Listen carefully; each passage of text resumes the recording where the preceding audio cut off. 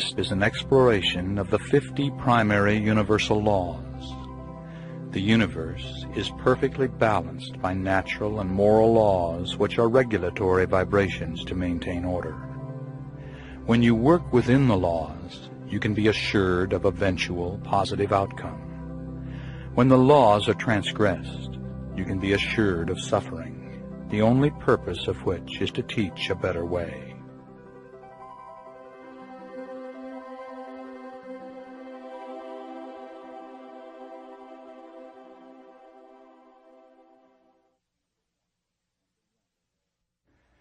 Number 1. The law of harmony. This law supersedes even the fundamental law of karma, for harmony is a supreme potential of balance. The purpose of karma is to attain harmony. If you throw a rock into a pond, you disturb the harmony of the pond. You are the cause, and the effect is the splash and the ripples that flow out and back until the harmony is restored. Now similarly, your disharmonious karmic actions flow out into the universe and back upon you, lifetime after lifetime, until eventually your own harmony is restored. So, as you experience your life, you and the entire universe are experiencing the karmic ripples which will eventually result in harmony. Once you have evolved to the position of living an entire lifetime in harmony, you are free from the wheel of reincarnation. Number 2. The law of reincarnation and karma. Until you have resolved your karma and fulfilled your dharma, you will continue to reincarnate into sequential lifetimes upon the earth. Neither God nor the lords of karma bestow suffering upon you during these lives. You alone decide what you most need to learn in your earthly sojourns. And for each life experience you seek out other souls, often with shared histories, and always with karmic configurations matching your needs. Now, whenever you act with intention, you create karma. Actions are considered to be thoughts, emotions, words, and deeds, and the motive, intent, and desire behind each. Disharmonious acts must be balanced in the future in this life or in a future lifetime. They are rooted in fear-based emotions, which must be resolved before you can release yourself from the wheel of reincarnation. You return, lifetime after lifetime, to test yourself, to see if you have learned your lessons. Now, until you can go through an entire lifetime with total involvement and no disharmonious attachment whatsoever, you will continue to reincarnate. In other words, when you can live a life of perfect harmony, liberation will follow.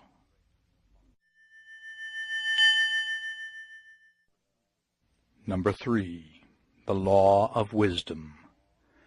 Wisdom erases karma. If you have the wisdom to learn your lessons through love and wisdom, you can mitigate your suffering. Sadly, though, we seem to learn fastest through pain, through directly experiencing the consequences of our actions. As an example, you greedily take from others, and instead of learning through wisdom and love that this is wrong, you have to directly experience someone greedily taking from you, whether later in this life or in a future lifetime. As another way to look at the law of wisdom, when you move toward a predestined test in your life, if you have the wisdom to proceed with harmony, you will surely mitigate the traumatic impact of the event. All right, now here are some examples. Example number 1. In your last life you were married to a soul who is your mate today, and whom you cruelly left for another in that previous lifetime. Before you were born into your current life, you agreed to be left by your mate under similar circumstances. Now this will allow you to balance your karma and directly experience the pain of abandonment. If, Through the wisdom of Master of Life awareness, it is easier to consciously detach from the relationship with love. You will ease the pain of parting while also passing your own test. Example number 2. Assume that you have astrologically destined a severe relationship test for May of your 35th year. Now, if you have learned through past life awareness as well as present life learning to be positive, non-judgmental, and without expectations in your relationship, you may only experience an argument with your mate on that fateful day in May. But if you haven't learned your past lessons and have intensified the disharmony during your relationship, you might experience a divorce in May of your 35th year. Example number 3. In several past lives, you were so proud that you were unwilling to accept any assistance from others. Now, pride is fear. So in this life, you have astrologically predestined an event which will cause you to be institutionalized for many years.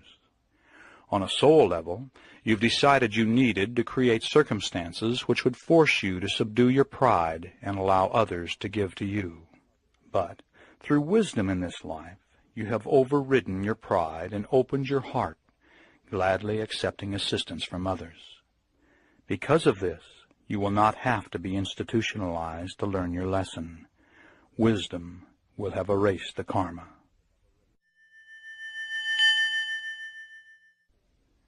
Number 4, the law of grace. Karma can be experienced to the letter of the law, or in mercy and grace. In other words, if you give love, mercy, and grace to others, you will receive the same in return. All right, now here are a couple of examples. Example 1. You have destined a future event in which you will be the victim of slander and gossip, which will ruin your career. But in the years preceding this event, you have become so kind and loving to other human beings, it is obvious to your higher self that you have learned your needed lesson. So, the predestined event will be mitigated, having little or no effect upon you. Example number 2.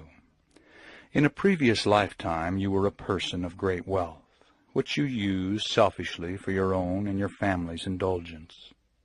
In this life, you have destined yourself to experience monetary need. But you were so giving with the little you have, you release yourself from this self-imposed bondage, and once again rise monetarily, always sharing what you have with those in need. Number 5, the law of soul evolution. Everyone on earth shares the goal of soul evolution, whether they realize it or not. We have reincarnated because we desire to spiritually evolve by rising above our fear-based emotions and learning to express unconditional love. In so doing, we raise our vibrational rate and move closer to a state of harmony. Even when it appears that you are not evolving, you are in reality making progress. We learn through the pain of our disharmonious acts, which can be viewed as our mistakes or failures. But if you fell off a bicycle 9 times before you learned to ride it on the 10th attempt, you needed 9 failures to achieve your final success.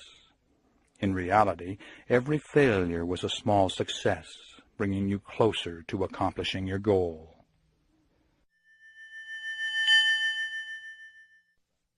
Number 6, the law of the Bodhisattva. Bodhisattva is a Sanskrit term commonly accepted by most metaphysical adepts today. It means one who has transcended the need of earthly incarnations, but who has chosen to return to the earth to support others in achieving enlightenment. A bodhisattva knows he will never really be free until all souls are free. Most serious students of metaphysics have entered the bodhisattva development stage of their evolution.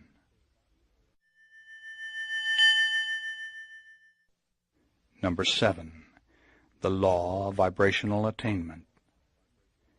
The entire universe operates on the same principle of vibrational energy. When Einstein discovered that matter is energy, he opened the door to merging science and metaphysics.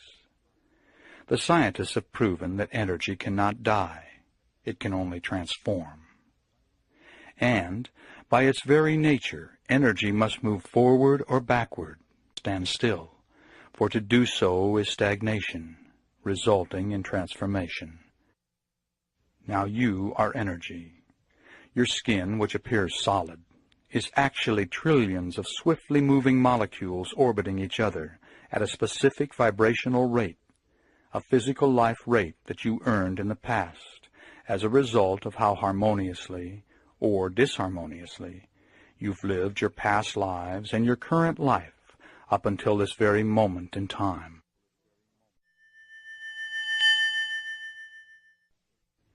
Number 8. The law of free will. The law of free will operates in 3 ways. Number 1.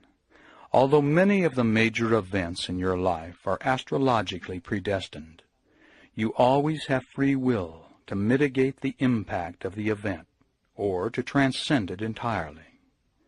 This will result from how you live your life up to the situation you have destined for yourself to experience. If you give grace and mercy to others, are positive, loving, and compassionate, and demonstrate by your actions that you've learned past lessons, you can minimize disharmonious experiences. Number 2. As you obtain Master of Life awareness and develop conscious detachment, you will be far less affected by worldly events than in the past. A Master of Life enjoys all the warmth and joy that life has to offer, but detaches from the negativity by allowing it to flow through him without affecting him. Number 3. You always have free will in how you respond to any situation. If you respond with positive emotions, compassion, and integrity, you have probably learned your karmic lessons and will not have to experience a similar situation in the future.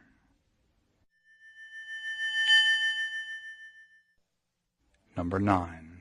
The law of one. Every soul, living and discarnate, is connected to the level of the collective unconscious, deep within the higher self.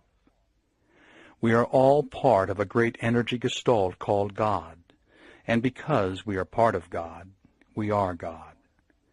It is the goal of the gestalt to move the energy forward, creating more energy. So, in living harmoniously, we each increase our vibrational rate and intensify the vibration of the entire gestalt. And when we are disharmonious, we decrease the vibration of the entire gestalt. Because we are one, everything you think, say, and do, and the motive, intent, and desire behind everything you think, say, and do, affects every other soul.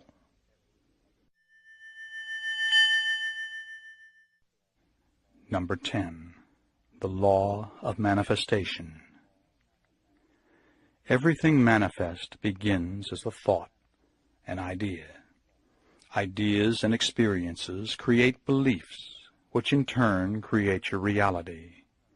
If you are unhappy with your current reality, you must change your beliefs and your behavior.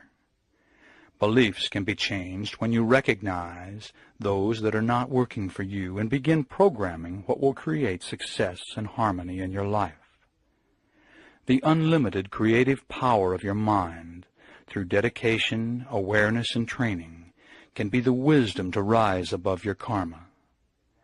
Within physical laws, you can manifest any reality you desire to experience.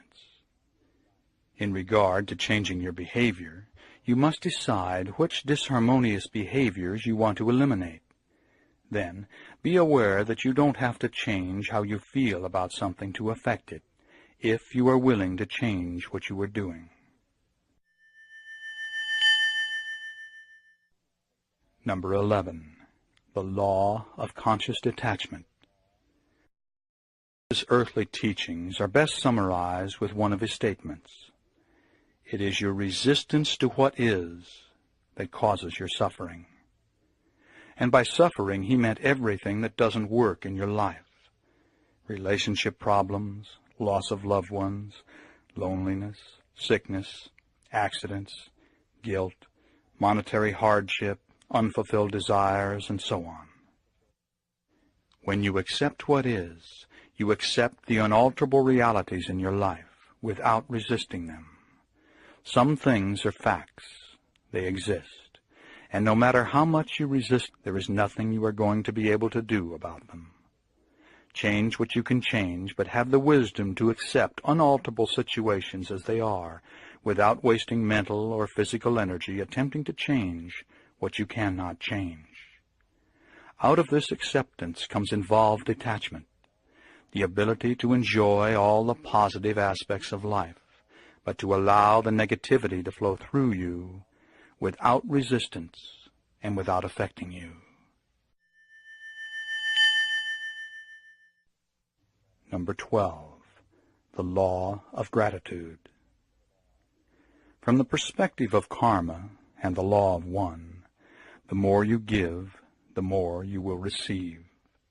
The more you assist others, the more you assist yourself. The power of this law also works in your day-to-day life.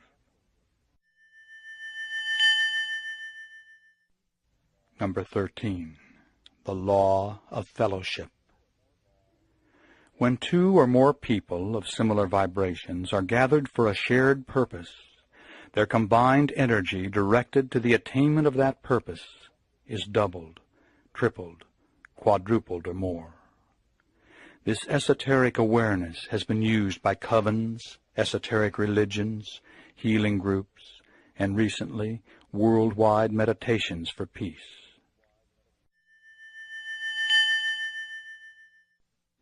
Number 14, the law of resistance. That which you resist you draw to you, and you will perpetuate its influence upon your life. Resistance is fear, so it is to karmically resolve. The law of resistance assures that you let go of the fear by encountering it until you are forced to deal with it by learning conscious detachment. All right, now here are a couple of examples. Example number 1. You were extremely resistant toward your mother-in-law, resulting in constant conflicts with her. Now, when you attain Master of Life awareness and stop resisting her by consciously detaching from the negativity, the problem will be resolved. Most disharmonious situations are solved through a change in viewpoint. By changing your perspective, you can usually eliminate the effects of a problem. And if you no longer are affected by a problem, you no longer have a problem, although nothing about the problem situation may have changed. All right, now another aspect of the law of resistance states, that which you resist, you become, if not in this lifetime, in a future incarnation. So, as example number 2, you have a strong resistance toward people of the Asian race. Your resistance is fear, and the quickest way to overcome fear is to directly experience that which you find so fearful. Thus, you will reincarnate as an Asian in a future lifetime.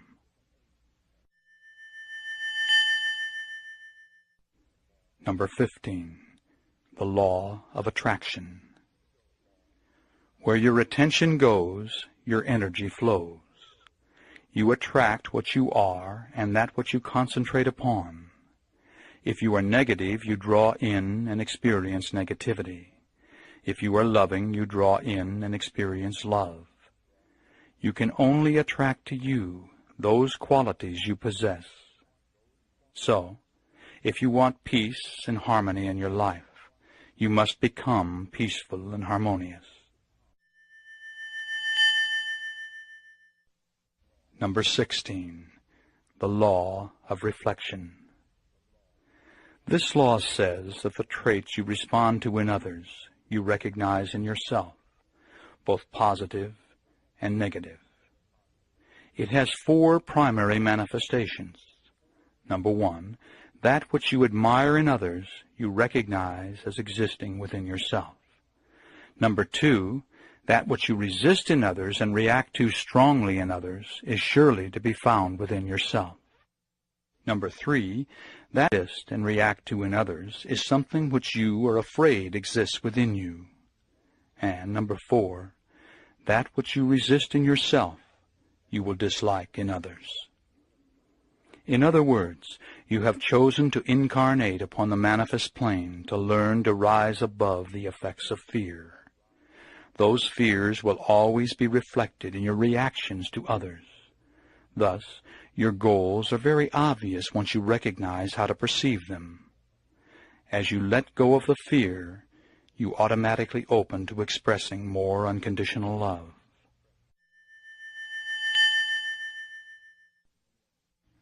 Number 17, the law of unconditional love. The expression of unconditional love will eventually result in harmony. Unconditional love is not romantic love. It's the acceptance of others as they are without judgment or expectations. It's the total acceptance of others without attempting to change. The law of unconditional love says, if you go out of your way to express unconditional love, you automatically rise above fear. And as you transcend your fears, you automatically open to the expression of unconditional love.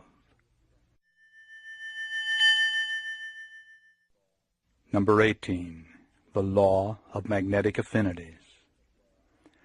By astrologically choosing the time and place of your birth, you determine the nature of the effects you will experience in your life. On the other side, before you were born, you made decisions about the lifetime you would be entering into. You chose your parents, other souls to interact with you, and the astrological configurations of your birth, which determine your character, personality, abilities, restrictions, and timing for strengths and weaknesses. If all of this seems too complicated to be real, be aware that you are only using 5 to 10% of the capacity of your brain.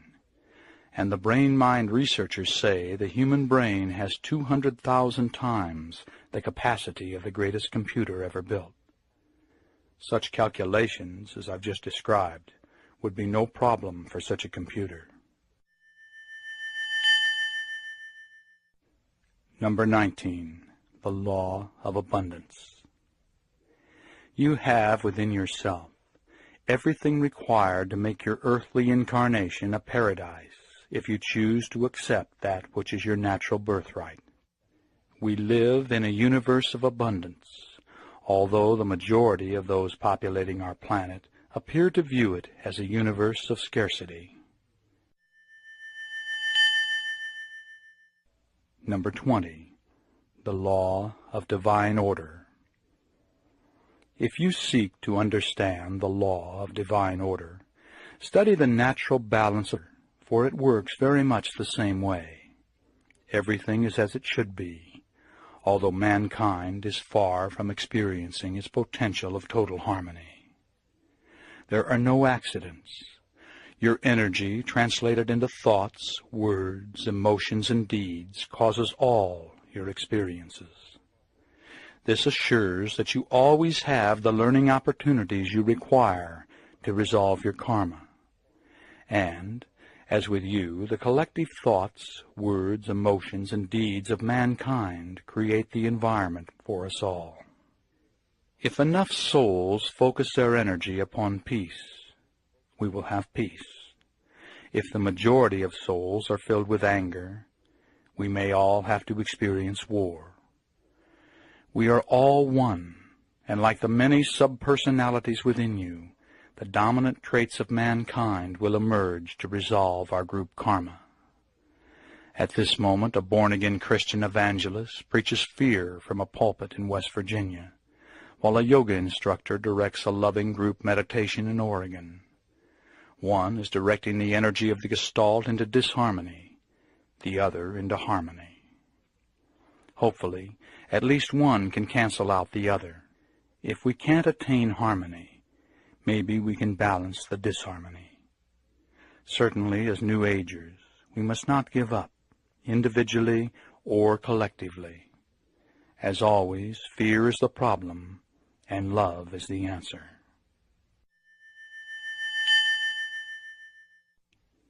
Number 21 is the law of attitude. Nothing in the universe can harm you but your own attitude. It is your attitude that moves you toward events and experiences, and it's your attitude that will worsen or lighten any event, catastrophe or tragedy. You and you alone choose the attitude with which you will respond. No two people would respond to the same situation in the same way. Every earthly incarnation includes traumatic experiences, and the better you understand the working of karma, the more likely you will be to put events into a spiritual perspective. Number 22, the law of threes. 2 is generally recognized as positive and negative, and becomes a law only when combined with a neutralizing force. When 3 become a unit, neither of the original 2 are more powerful or larger, and each behaves for itself and the benefit of the whole. Examples are Father, Son, and Holy Ghost, conscious mind, subconscious mind, and superconscious mind, mother, father, and child. When a man and woman are combined with the neutralizing state of marriage, they become a 3.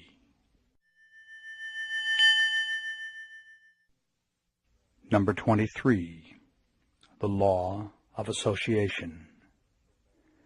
If 2 or more units have something in common, the commonality can be used to influence or control the other thing.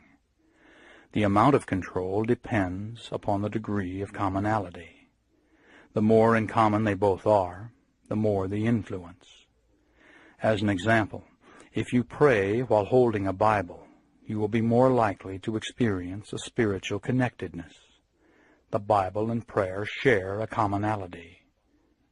As another example, proper diet and exercise share the mental commonality of perceived good health, which is more likely to manifest as the result of your assumption.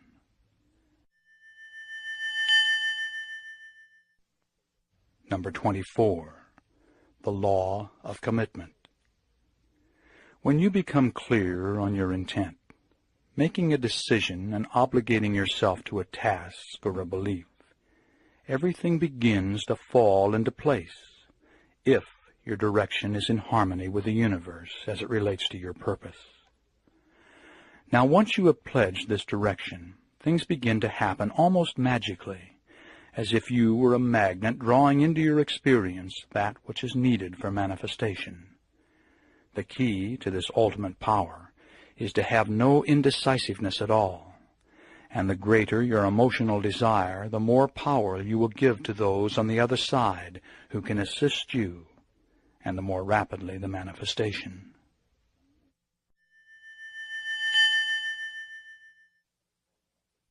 Number 25, the law of dissonance. It says that you are going to experience mental discomfort when you hold 2 conflicting beliefs, or when your actions don't agree with your beliefs.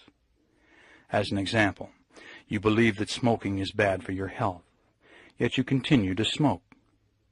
You believe that extramarital affairs are morally wrong, and yet you continue to be involved with someone on the side. You believe that you should be a more patient mother, yet you continue to yell at your children.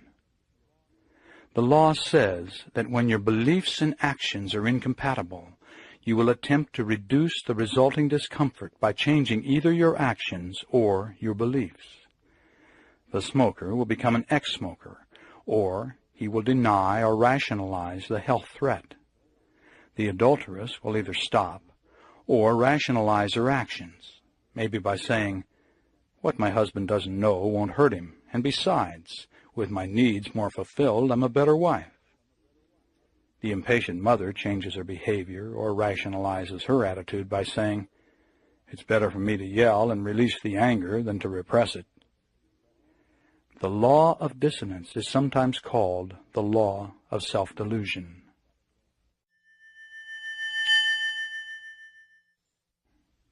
Number 26. The law of experience. It says that new information entering your mind destroys previous information of a similar nature. Once a pathway of information has been established in your brain, that viewpoint will prevail unless new information comes in to destroy and replace it. As an example, while horseback riding, you fall off and hurt yourself. Now, if that's the end of your experience with horses, your experience has been programmed negatively. That's why instructors always urge new riders to climb back aboard immediately after falling off. You need fresh, new input to erase the trauma of the fall. The law is an innate, organic process that does not require your conscious attention or active participation. It suggests that the basic processes of the brain are in an endless state of growth and reorganization. Now, the law of experience can be used effectively in altered state of consciousness programming, because your subconscious cannot tell the difference between fantasized experience and a real experience. So, as an example, if you always feel extreme anxiety in crowds, in an altered state you could vividly imagine yourself perfectly relaxed in a crowd of people. Your mind will accept this as a reality and invoke the law of experience. After a few days, weeks, or months of this programming, your mind will have totally experienced being calm in crowds, and it will carry over into your personal reality. Number 27. The law of fearful confrontation. This law says that if you fear doing something and yet have the courage to do it anyway, you will soon do a mental flip-flop and may even become addicted to doing it. As an example, if you fear skydiving but force yourself to do it, the experience generates the internal release of beta endorphins. These internally manufactured opiates chemically resemble opium and are quite addicting. The more you skydive, the more you will want to skydive, or ski straight down mountains, or gamble, or whatever it was that you originally feared and that still causes you this internal rush.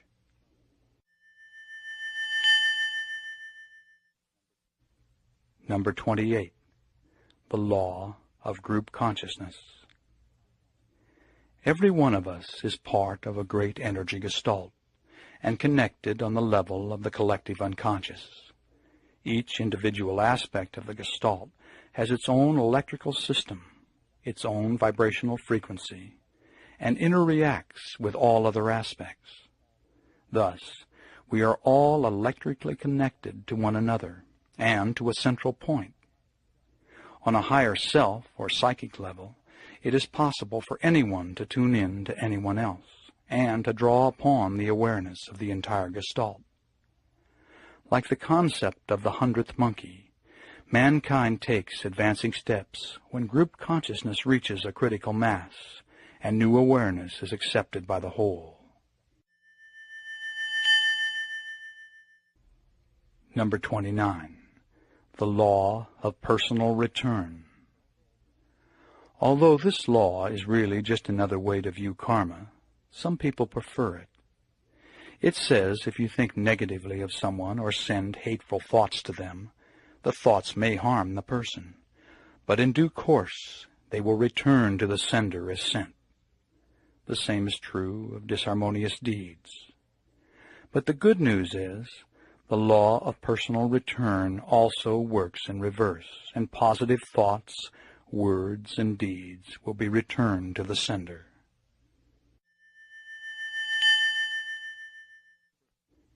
Number 30.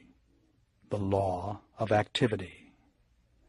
It says that action is the result of thought and part of a triad. Every thought produces an alchemical process in your consciousness and is the manifestation of motive, intent, or desire. This union of two is necessary for action and will ordain the karmic implications.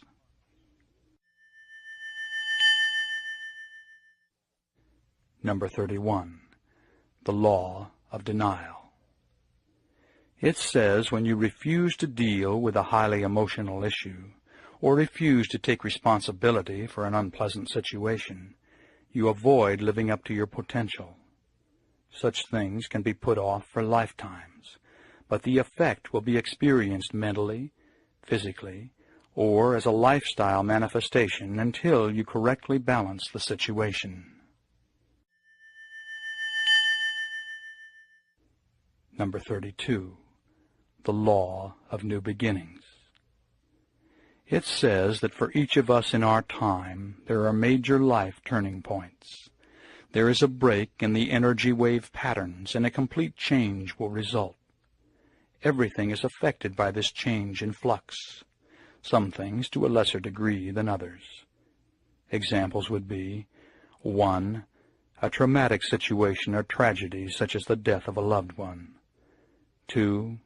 A religious conversion. 3. A point in therapy when something clicks and from that time on the patient begins to get well. And 4. A mother giving birth to a baby.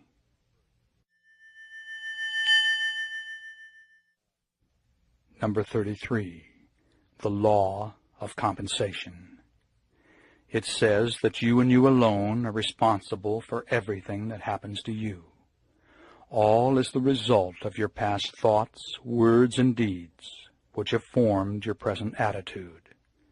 Your attitude towards life and life experiences is returned to you in the form of rewards or problems, as love and joy, or as confusion, trouble, and heartbreaking experience. These karmic rewards or punishments can be delivered immediately, at a later date in your present life, or in a future incarnation.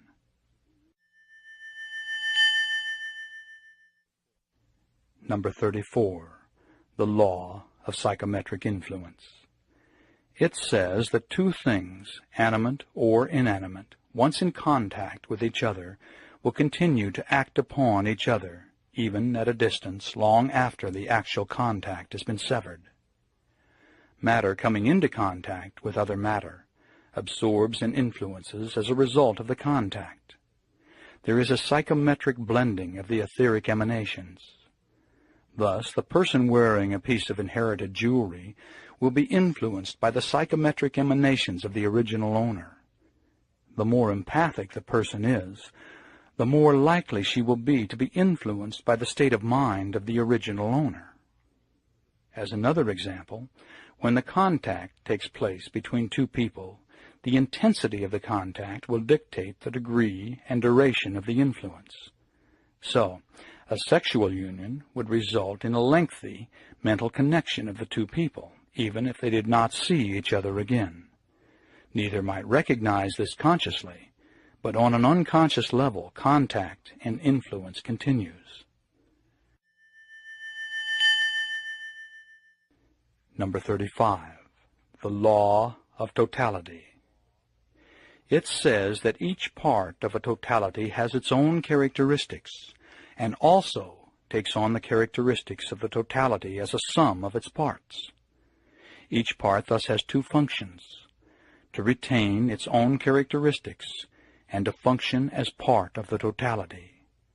When separated, each part remains connected to the totality, and because it retains the characteristics of the totality, it can perform as the totality. Now, you may not realize this yet, but since you are part of God, you contain the potential to perform as God. This law is often expressed as the law of one.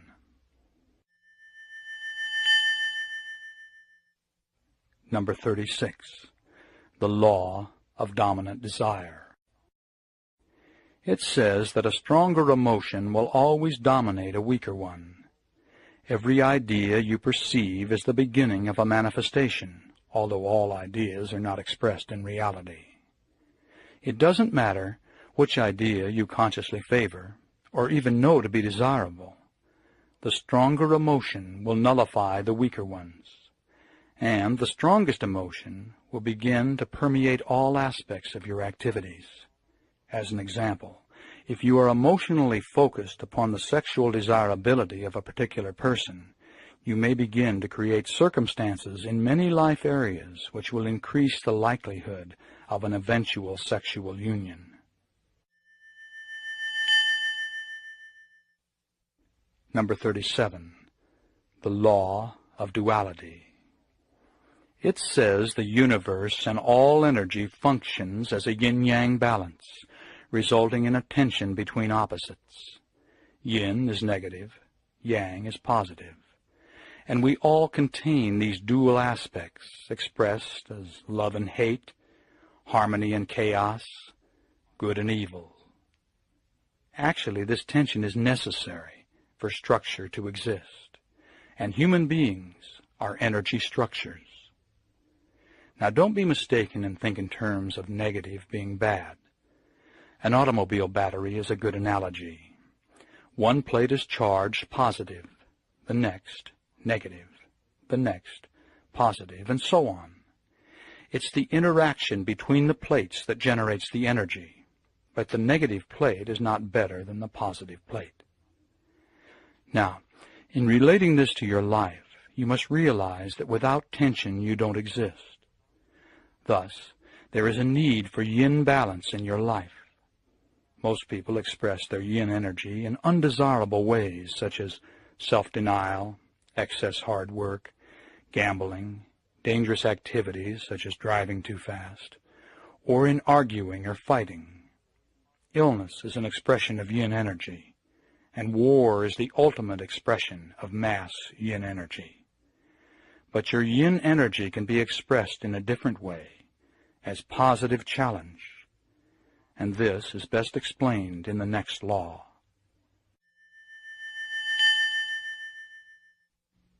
Number 38. The law of self-destruction. It says, as a natural expression of the law of duality, that which is totally successful tends to destroy itself. Now you know this subconsciously, so there is no way you dare allow your relationships or career or spirituality to become totally successful. You realize if you reach that pinnacle, you greatly increase the potential for self-destruction. Now here are some examples. 1. History proves that any country that has ever reached a peak has fragmented and collapsed all on its own when it was unopposed. Number 2. The second example is a couple that struggles through many forms of adversity, getting the husband through college, sickness, and a badly timed pregnancy, financial problems and family trouble. But eventually they arrive at a point going well. It's then that they get a divorce. Example number 3 is the spiritual seeker who is making profound progress only to backslide and behave very negatively. The recent fall of the most successful cult leaders and television evangelists make this case. Example 4 is a successful business executive who makes it to the top of his profession, then has a midlife identity crisis or a nervous breakdown, and destroys it all. Example 5 is the man who inherits wealth and destroys himself through dissipation. Example 6 is the honest man who becomes a powerful politician and becomes very corrupt. Now in each of the 6 examples, once total success was obtained, there was no more challenge, and destruction followed. Subconsciously, in each case, they desired to experience the challenge again. Unless you challenge yourself, you will stagnate. Now remember, you are energy, and stagnation is self-destruction. For energy cannot stand still. It must, by its very nature, move forward or backwards. So, instead of holding back, attain total success, but not complacency. Always give yourself great new challenges. If you let the challenge go too far, self-destruction is the result. If you don't incorporate challenge in your life, self-destruction is the result. If you keep challenge in balance, you succeed in maintaining your position and retaining your success. The secret is to consciously direct challenge in a way that minimizes jeopardy while fulfilling the yin-yang need of balance. This will usually be accomplished by wise risking.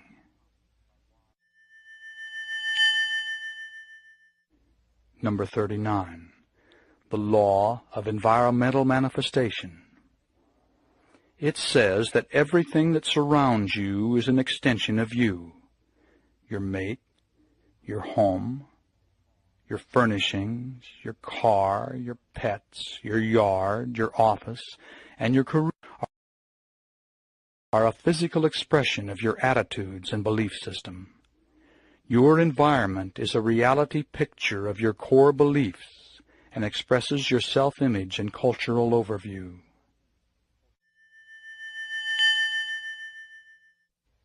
Number 40. The law of restriction. It says that man cannot create anything higher than his own level of understanding. Thus, society can never get any better than the level of mankind as a whole.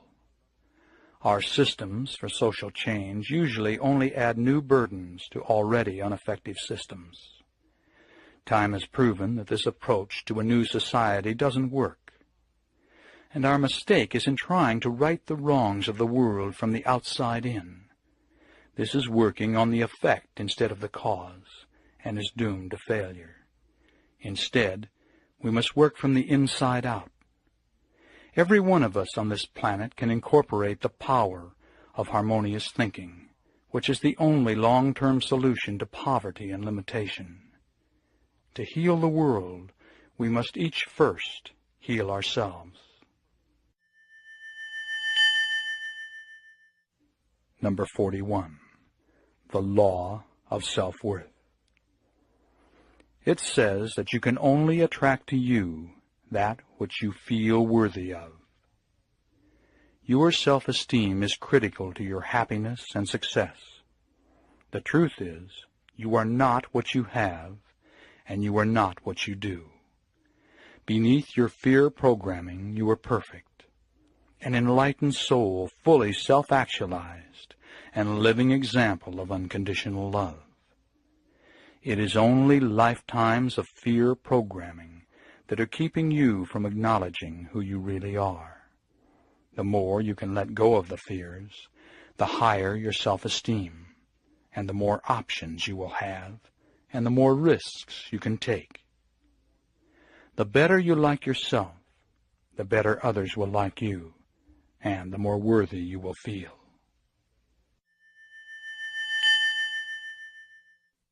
Number 42. The law of growth. It says that there is no growth without discontent. Deep within your center, at the level of higher self, you know what is best for you, and it will always be to strive for more awareness. Never allow yourself to reach a level of self-satisfaction where there is no new challenge. For most of us, there will be no growth without agitation or discontent. So the idea is to carefully study your dissatisfactions, for they will tell you what you are about to leave behind, and possibly point to new future directions. Make sure the future is one of happiness and success.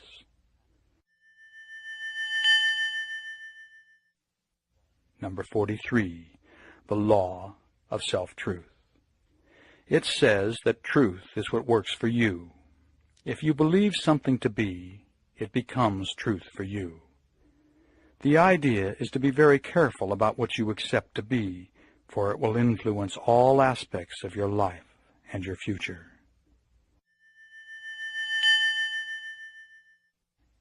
Number 44. The law of summarized experience.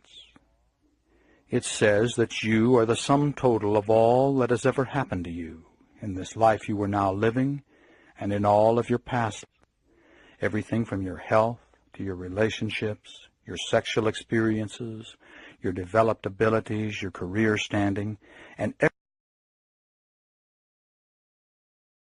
Everything else can be used as a barometer to show who you are and to tell if your conscious and subconscious are functioning in harmony. Number 45. The law of belief. It says you can have anything you want if you can give up the belief that you can't have it, as long as what you want doesn't conflict with someone else's belief. As an example, if you desire a fulfilling, growth-oriented one-to-one relationship, but demand it to be with a particular person, you are not operating in harmony with the universe. As another example, in the area of accomplishment, you must have the education necessary to create what you want. So, this is the area on which to focus your desirous energy.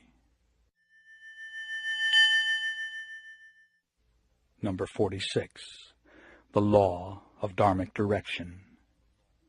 It says that you have within you a guiding principle, which is your duty to yourself and society. Karma has directed your past life and present life experiences, always urging you to forge ahead into activities and learning experiences to form the character required to fulfill your destiny. Now, of course, you always have the free will not to fulfill your dharma.